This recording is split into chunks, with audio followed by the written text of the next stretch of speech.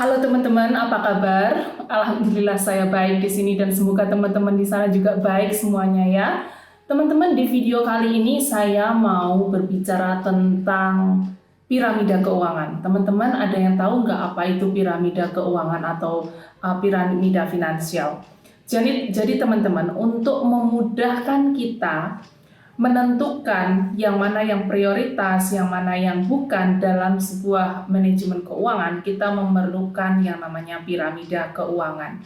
Jadi piramida keuangan di sini perlunya adalah untuk memudahkan teman-teman yang mau menentukan dana untuk investasi, baik emas, saham, deposito, atau apapun, dan juga tidak mengganggu cash flow teman-teman setiap harinya. Karena dana investasi atau dana pembelian emas dan sejenisnya tentunya tidak boleh menggunakan dana yang harusnya untuk survive atau dana yang digunakan harusnya untuk keperluan sehari-hari.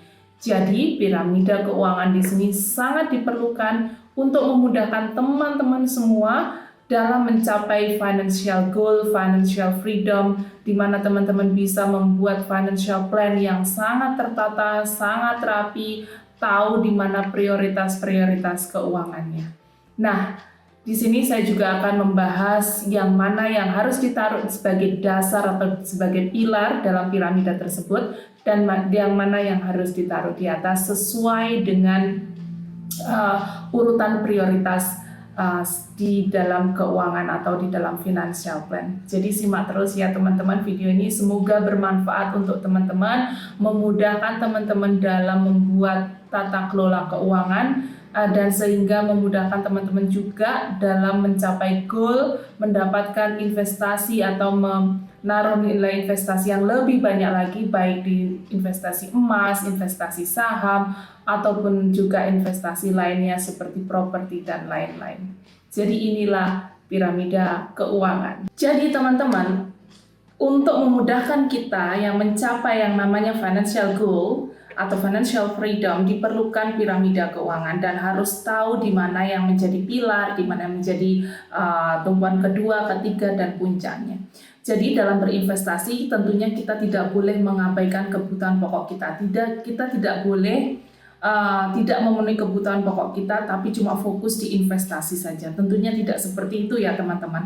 Jadi bagaimanakah kita bisa mengatur dana yang kita dapatkan supaya cukup untuk memenuhi kebutuhan pokok kita, kemudian apa yang perlu kita perlukan, dan sampai kita bisa berinvestasi. Jadi ada pembagiannya di situ.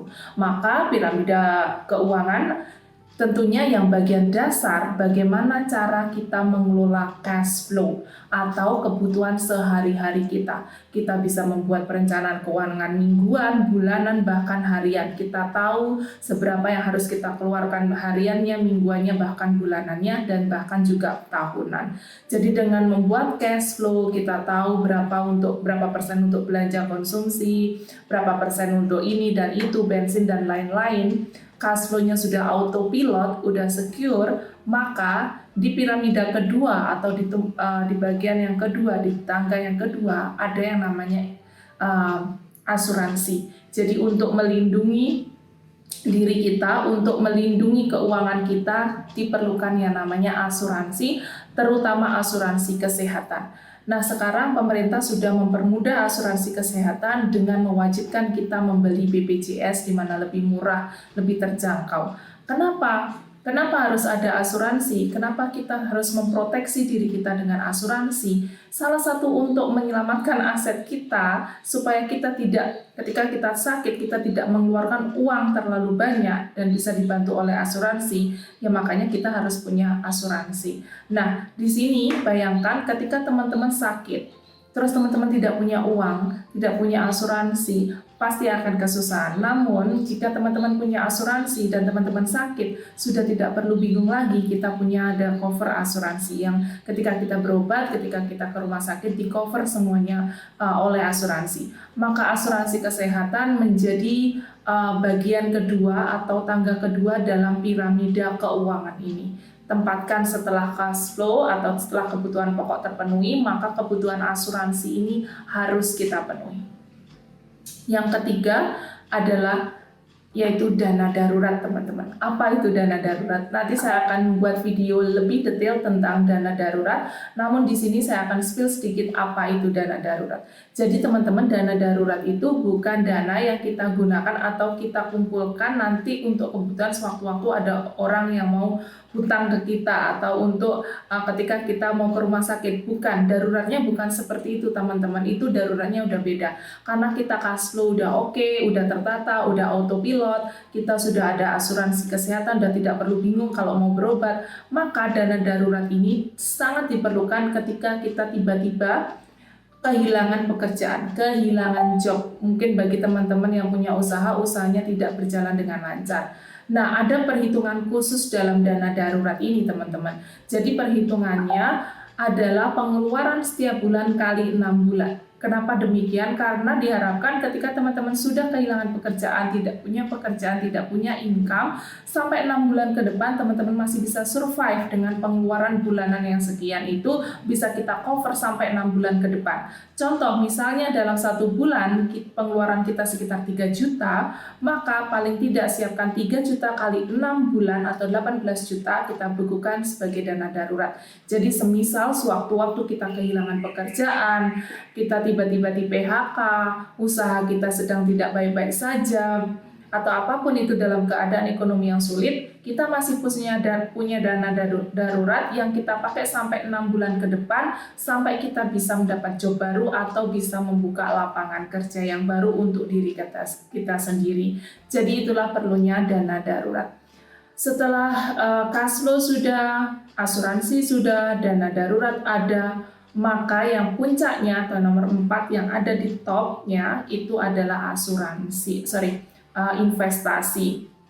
Asuransi sudah ada, dana darurat sudah ada, maka investasi. Di sini investasi adalah untuk mengamankan aset kita dari inflasi seperti yang saya bahas sebelumnya. Bisa investasi emas, bisa investasi saham bisa reksadana, bisa saham slot, saham bank atau saham perusahaan-perusahaan, dan juga bisa dalam bentuk properti, yaitu seperti beli tanah.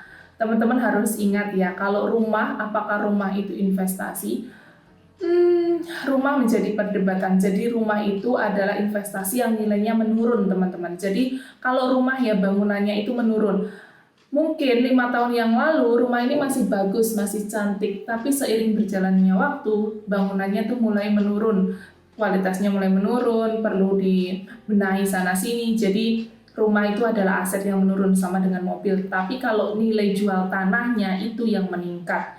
Jadi properti itu bisa menjadi pilihan investasi, tapi yang meningkat adalah harga tanahnya. Kalau harga rumahnya atau bangunannya itu cenderung menurun ya teman-teman, itu perlu diingat. Jadi inilah perlunya membuat piramida keuangan. Masih belum telat loh teman-teman. Misalnya teman-teman punya plan tahun depan harus begini, harus begitu. Di akhir tahun ini sambil menyusun yearly plan, kita juga bisa menyusun piramida keuangan. Jadi kalau sudah pengeluaran harian tuh autopilot, aku tahu nih setiap harinya aku harus mengeluarkan berapa untuk biaya beli makanan, bensin, dan lain-lain. Nah, maka sudah terus asuransi juga sudah ada, kemudian dana darurat sudah aman, maka kita akan lebih mudah untuk investasi karena 3 pilar sebelumnya udah aman, udah secure. Aku kalau mau ke rumah sakit ya ke rumah sakit aja, aku ada BPJS, aku ada asuransi, aku nggak perlu ngotik-ngotik dana darurat, aku nggak perlu jual emas, aku nggak perlu menggunakan uang yang seharusnya digunakan untuk keperluan harian, untuk anak ke sekolah, untuk beli lauk atau apapun untuk biaya ke rumah sakit. Nah, itulah pentingnya asuransi. Jadi dengan berasuransi, dengan punya asuransi kesehatan sudah tidak mengganggu pengeluaran kita yang lain. Jadi kita tuh lebih maksimal untuk menginvestasikan penghasilan lebih kita. Dan perlu diingat ya teman-teman, yang membuat kita bisa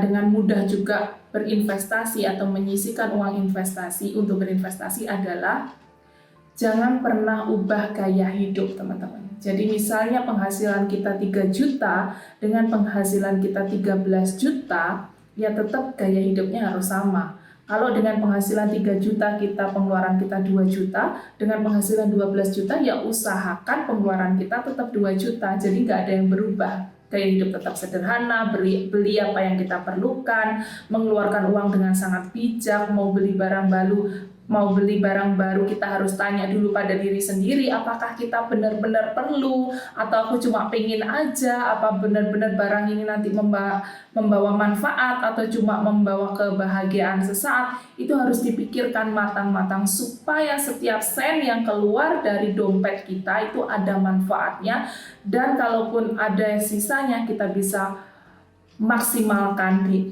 asuransi, di investasi. Jadi seperti itu polanya, bagaimana kita bisa menyusun piramida keuangan dan memudahkan kita dalam menyusun perencanaan keuangan, yang mana itu cash flow, yang mana kita harus mengamankan aset dengan juga mengasuransikan diri, terus kemudian juga ada dana darurat. Pentingnya dana darurat itu nanti dalam piramida keuangan akan saya bedah di video saya berikutnya dengan lebih spesifik lagi.